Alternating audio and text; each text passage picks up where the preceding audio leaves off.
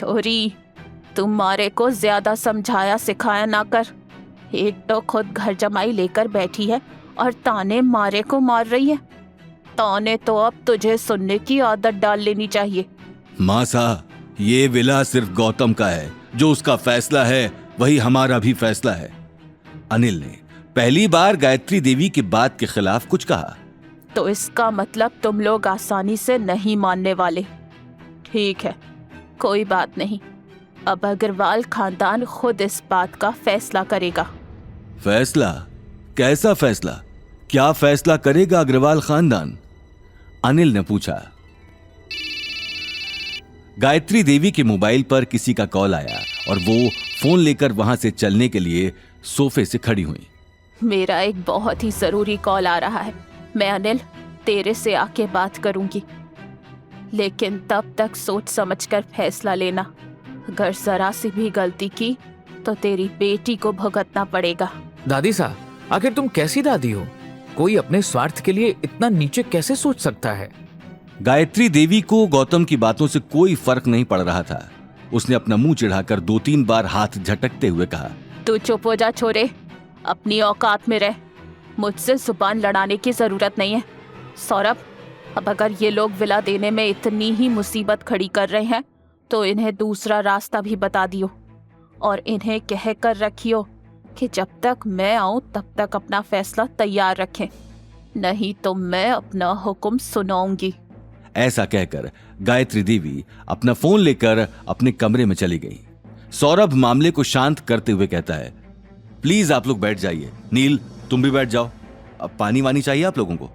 नहीं तो मेरी बात ध्यान से सुनो। गौतम, खासकर तुम देखो, अब तुम अग्रवाल खानदान का एक हिस्सा हो, है ना? तो क्या तुम्हारी जिम्मेदारी नहीं बनती कि अगर तुम्हारा परिवार मुसीबत में है तो तुम हमारी मदद करो? आखिर परिवार किस लिए होता है? ताकि मुसीबत में एक दूसरे की ढाल बनकर सभी सदस्य खड़े हों। तो फिर तुम ऐसा क्यों कर रहे हो?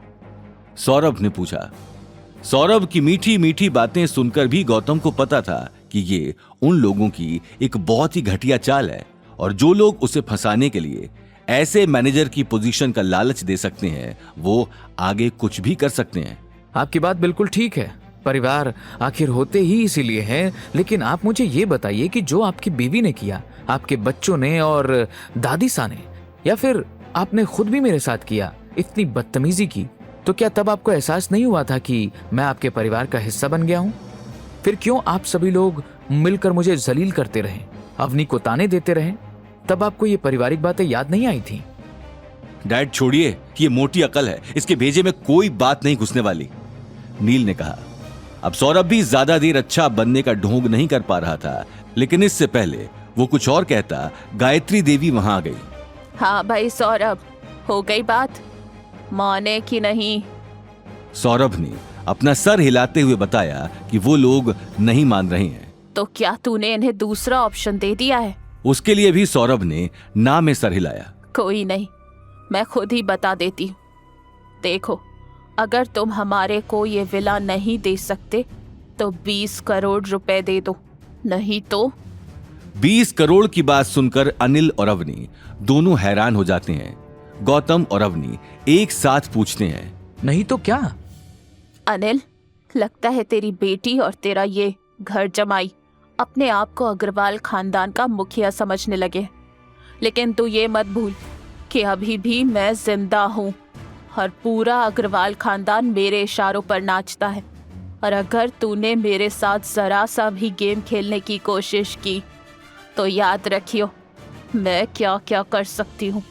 और जहाँ तक रही बंगले की बात, तो वो तो तुमको देना ही पड़ेगा।